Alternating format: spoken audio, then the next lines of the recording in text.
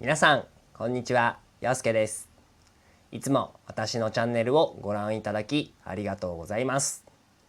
今日は最近の私の活動についてご紹介します。私はこれまで主に日本語を学ぶ皆さんのために日本の常識や文化、日常をお伝えしてきました。しかし最近になって新しい活動を始めました。それは AI、人工知能を利用した企業の業務効率化のサポートです。最近の AI の進化ってすごいですよね。私も日々学んでいるんですが、いろんなことが AI でできるようになってきて驚いてばかりです。会社員時代から企業の方々とお話しする機会が多かったのですが、少子高齢化や人手不足の影響もあって、人手が足りないけど採用が難しいとか、システムを使って仕事を効率化したい。でもどう導入したらいいかわからないという声をたくさん聞くことがありました。そこで私は日本語学習チャンネルの運営に加えて、企業向けの AI 導入コンサルティングを始めることにしました。この動画ではその新しい活動内容を簡単に紹介しながら、 AI 導入が注目される社会的な背景やメリット、そして日本語学習にも使える AI 技術、特にチャット GPT について詳しくお話しします。大事なのは、ここはあくまで日本語学習チャンネルだということ。ですから、AI という少し専門的な話題を扱いながらも、N2、N3 レベルの日本語でできるだけわかりやすい言葉遣いを心がけています。AI は初めて聞くという方も安心して聞いてくださいね。今回の動画を通じて皆さんが得られるメリットは大きく3つあります。AI 導入の背景や社会的意義を理解できる。ビジネス日本語表現ややり取りのポイントを学べる。日本語学習における AI 活用法を具体的に知ることができる。それでは早速始めていきましょう。第1部、AI 活用の背景と社会的意義。 AI、人工知能自体は1950年代から研究が始まり、長い歴史を持つ分野です。しかし近年、インターネットの普及とともに大きく進化しました。大量のデータを扱えるようになり、コンピューターの性能も向上したおかげで、機械学習やディープラーニングなどの手法が実用化しやすくなったのです。日本では労働人口が減っているため、一人一人がより効率的に仕事をする必要があります。そこで AI を使って定型的な作業を自動化し、人間はより創造的な仕事に集中しようという動きが出てきました。また、国際的にはアメリカや中国の IT 企業が AI に莫大な投資をしており、日本も競争から取り残されないように力を入れ始めた面もあります。さらに、働き方改革によって長時間労働を減らす必要があることも AI 導入を後押ししている要因の一つです。ただ、2024年に日本の総務省が発表した内容によると、日本の個人の AI 導入率は 9% と他の国に比べて圧倒的に低いという驚くべき結果が発表されました。この結果を踏まえ、私ができることがあるのではと思ったのが、この活動を始めたきっかけです。AI を導入することで考えられるメリットは以下のようなものです。業務効率化。単純なデータ処理や検品などを自動化し、時間とコストを削減できる。品質向上。人間のミスを減らし、より正確な結果を得られる。社員の負担軽減。ルーティンワークが減り、モチベーションが向上する可能性。ただし、注意しなければならないのは、導入コストや社内研修への投資です。AI は魔法の道具ではありません。実際にうまく使いこなすためには、企業文化に合うかを考慮したり、従業員の理解を得る必要があります。また、個人情報やセキュリティの問題にも気を配らなければなりません。AI は企業だけでなく、社会のさまざまな分野に広がっています。例えば、医療分野では画像診断や創薬の研究に AI が使われており、農業分野でも自動化された農機具や収穫時期の予測に活用されています。このように AI は産業革命以来の大変化を起こすとまで言われていることもあります。日本語学習者の皆さんにとっても AI は決して人事ではありません。というのも AI を使った翻訳システムや言語学習ツールがすでに日常的に利用され始めているからです。海外に住んでいるけれど、日本語のネイティブスピーカーが周りにいないという人でも AI と練習できる時代がやってきています。ここまでが第1部のまとめです。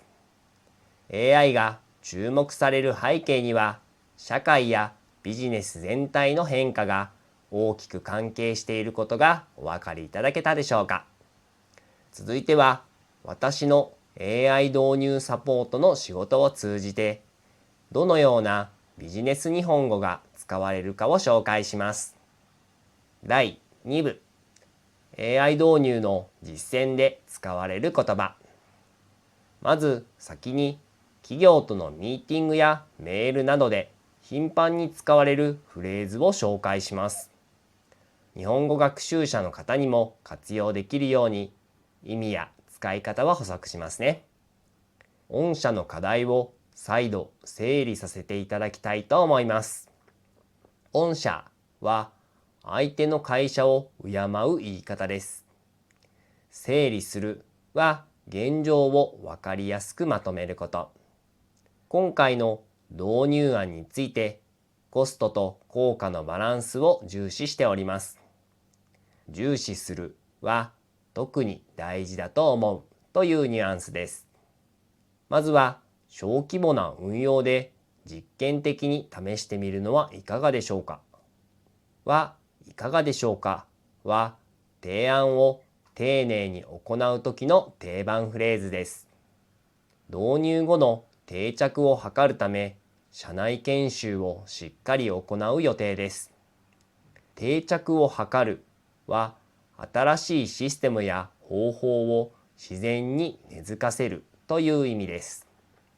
これらのフレーズは、ビジネス文書や会話でよく使われるものばかりです。日本で就職を考えている学習者の方は、ぜひ覚えておくと良いでしょう。今回は AI が自動で質問に答えてくれるチャットボット導入の提案シーンをご紹介しますね。本日はお忙しい中、お時間をいただきありがとうございます。まず、現状の問い合わせ対応の体制についてお伺いしてよろしいでしょうか。こちらこそありがとうございます。お客様からの問い合わせが最近増えていまして、電話とメールだけでは対応が追いつかない状態です。そうですか。問い合わせ内容の多くはよくある質問に分類できるものでしょうか。もしそうであれば、チャットボットで自動化できる部分が多いかもしれません。はい、似たような質問が多く寄せられています。チャットボットの導入コストや運用方法について詳しく伺いたいのですが。承知しました。では、まず小規模な部署や商品のみを対象に試してみて、成果を数値で検証した後、段階的に導入範囲を拡大するのはいかがでしょうか。その際、スタッフの方が使い方に慣れる研修もサポートいたしますので、ご安心ください。いいですね。いきなり全体に導入するのはリスクも高いですし、徐々に広げる方法なら説得もしやすいです。ぜひ詳細を聞かせてください。このように丁寧な言葉遣いと共感を示しながら提案を進めることで、スムーズな合意形成が期待できます。また、段階的に導入、試験的に運用するといった言い回しもよく登場します。会話の中で出てきたビジネス敬語の基本の言葉を紹介します。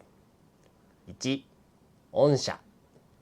ビジネスの場で会社を話題にするとき、相手の会社は御社と言います。例、御社の商品はとても人気ですね。書き言葉では記者っていうので気をつけてください。2、承知しました。わかりましたの丁寧な表現です。例、資料を送りますね。承知しました。3、いかがでしょうか。どうですかの丁寧な言い方です。例、このプランでいかがでしょうか。ビジネスの場で役立つので、ぜひ使ってみてください。次の第3部では、日本語学習と AI の関係について深掘りします。企業向け AI 導入に続いて、日本語学習における AI の活用法とはどういうものか、特にチャット GPT の機能を中心に、皆さんがすぐにでも実践できる学習法を紹介します。第3部、日本語学習における AI 導入、チャット GPT などの活用法。近年、AI の進歩により、言語学習の方法が大きく変わり始めています。以前は辞書や教科書、あるいはオンラインの学習サイトを使うのが中心でしたが、今は AI の力を借りて、より個別化された学習が可能になっています。特に注目されているのが、チャット GPT のような大規模言語モデルです。これらの AI は大量のテキストデータを学習しており、人間のように文章を理解、生成する能力を持っています。学習者が質問を投げかけると、即座に答えが返ってくるだけでなく、作文の添削や文法的なアドバイスなど、多岐にわたるサポートが期待できるんです。もちろん万能ではありませんが、工夫次第で大きな効果が得られるはずです。チャット GPT は OpenAI が開発した対話型の AI です。ユーザーが文章で質問すると、AI が人間のように答えてくれます。会話を重ねることで文脈を理解し、継続的にやり取りを行えるのが特徴です。長所は幅広いトピックに対応可能なことです。事前に伝えておけば、文法や単語の意味も詳しく解説してくれます。短所は時々不正確の情報や矛盾した答えを出す場合があります。情報の真偽を常にチェックする必要があります。日本語学習においては、語彙の定義を教えてもらったり、作文の添削をしてもらったり、会話練習の相手になってもらうなど、活用法は様々です。24時間いつでも質問できる、無料で使える、有料プランもありという点は大きな魅力と言えます。本格的に使いたい方は、有料プランを選択しましょう。ここからはチャット GPT を使って日本語を学ぶ上での具体的なコツを4つご紹介します。1つ目は質問内容を具体的にするです。AI は人間が書いた内容をもとに答えを生成します。質問が曖昧だと曖昧な答えしか返ってこないことがあります。例えば文法でわからない点がある場合は、この文法の意味は何ですかだけでなく、ざるを得ないとしかないの違いを詳しく教えてください。例文もください。など、具体的に聞くと詳しい説明が得られやすいんです。本を使って学習されている方も多いと思うんですが、写真を撮った文字も読み取ってくれるので、本に書いてあることを英語で詳しく解説してみたいに母国語で解説してくれたりできます。2、作文添削に活用する。作文力を上げたいとき、チャット GPT に文章を入力して、この文章におかしな表現はありますかと尋ねると、修正案を示してくれることがあります。ただし、AI の提案が必ず正しいわけではないので、参考程度にして、最終的には自分で文法書を確認したり、日本語教師やネイティブスピーカーにも意見を求めるのが理想です。3、会話練習の相手として使う。チャット GPT のアプリをダウンロードすると、日本語音声でも会話できます。あなたは日本語教師です。私が質問したら、日本語で優しく答えてください。と指示すれば、仮想の日本語教師として会話の相手をしてくれます。ちょっとやってみましょう。今から日本語で会話の練習させて。もちろん、日本語で会話の練習をしましょう。何か特定のトピックについて話したいですか？今日の天気について話したいですね。いいですね。今日の天気はどうでしたか？あなたの住んでいるところの天気を教えてください。晴れてるんですけど、すごく寒いです。晴れていても寒いのは大変ですね。暖かくして過ごしてくださいね。今から喋る内容について文法的に間違っていたら教えて。もちろんです。文法的な間違いがあれば指摘しますので、気軽に話してくださいね。私今日公園が食べました。公園が食べましたという表現は少し変ですね。私今日公園に行きましたが自然ですよ。公園で食べましただったらいいのかな。はい、公園で食べましたならば文法正しいですし、意味も伝わりますよ。といった感じで、完璧ではないですがアドバイスもくれます。質問をするときは敬語を使ったり、友達言葉を使ったりと、場面に応じていろいろ試すと会話の幅が広がります。また、私を学生だと思って優しい口調でお願いします。に関するアドバイスも欲しいなど、具体的なロールプレイ設定をすると、よりリアルな対話練習ができます。4、語彙や文法を辞書代わりに調べる。辞書で1単語ずつ調べるのは面倒なとき、チャット GPT にまとめて聞くと一括で教えてくれる場合があります。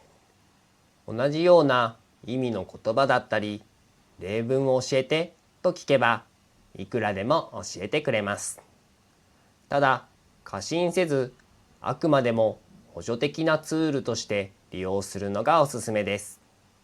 注意点としては、AI はたまに間違いが混じることもあります。また、自分の個人情報やセンシティブな内容を入力しないように注意しましょう。あと、使っててたまにあるんですが、日本語が苦手な場合もあります。私の言葉を正しく聞き取ってくれなかったり、日本語ではやや不自然な回答が返ってくるケースもたまにあります。第3部では日本語学習における AI 導入について、特にチャット GPT を中心に活用法や注意点を解説しました。企業の業務効率化だけでなく、学習環境にも AI が大きな変化をもたらしているのがわかりますね。続いての第4部では、ここまでの内容を総括しながら、学習ポイントやビジネス日本語の復習を行っていきます。第4部、まとめと学習ポイントの再確認。ここでは前のセクションまでに登場した重要な内容を振り返り、学習者の皆さんに押さえてほしいポイントを整理します。少子高齢化、国際競争、働き方改革などを背景に、日本企業の AI 導入が少しずつ進んでいます。AI は魔法の杖ではなく、目的や導入計画を明確にする必要があります。効率化にとどまらず、新しいビジネスやサービスを生み出す可能性もあります。チャット GPT や他の AI を使い、作文添削や会話練習が手軽にできる。ただし、AI の回答が常に正しいとは限らないため、最終チェックは自分で行う。音声認識や文法診断など、多くのツールがあるので、学習スタイルに合わせて使い分けよう。私自身は企業のサポートと日本語学習チャンネルの両方を運営しているわけですが、どちらの活動にも AI が深く関わってきています。企業が AI をうまく活用すれば生産性が上がり、日本語学習者が AI を使えば学習環境が劇的に広がる。まさに AI は新しい可能性を切り開くテクノロジーだと感じています。しかし AI を使う上で大切なのは、最終的に判断するのは人間であるという点です。AI が提示した結果をなるほどとそのまま受け取るのではなく、自分で考え、必要に応じて修正し、取り入れていく姿勢が重要だと思います。企業導入でもそうですし、日本語学習でも同様です。まとめ。長時間のご視聴、本当にありがとうございました。今回は私が新たに始めた AI 導入サポートの内容を紹介しながら、AI が日本企業にどのような影響を与えているか、そして日本語学習においても大きな可能性を秘めていることをお話ししました。特に第3部で紹介したチャット GPT などの AI ツールは、一人での学習時間をとても効率的にしてくれます。外出せずに24時間いつでも相手をしてくれるバーチャル先生がいるような感覚ですよね。一方でデータの信頼性やモラルの問題などもあるため、常に最終判断は自分自身が大切だと改めて強調しておきます。もしもっと AI 導入の具体例を知りたい方や、日本語学習で AI を活用する方法をさらに詳しく聞きたい方がいれば、ぜひコメント欄で教えてください。私の方でも新しい動画やコンテンツを作る上での参考にさせていただきたいと思います。最後に、もし万が一日本の企業で AI を使って業務を効率化したいという方がいたら、概要欄に私のホームページを載せておきますので、無料相談を予約してみてください。今回の動画がお役に立ったなら、ぜひチャンネル登録や高評価をお願いします。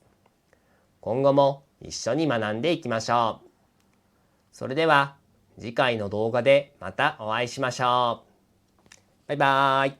Yosuke teaches Japanese every day, bringing words and phrases, come what may.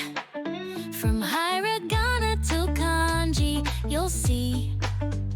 Learning's fun with Yosuke, come with me.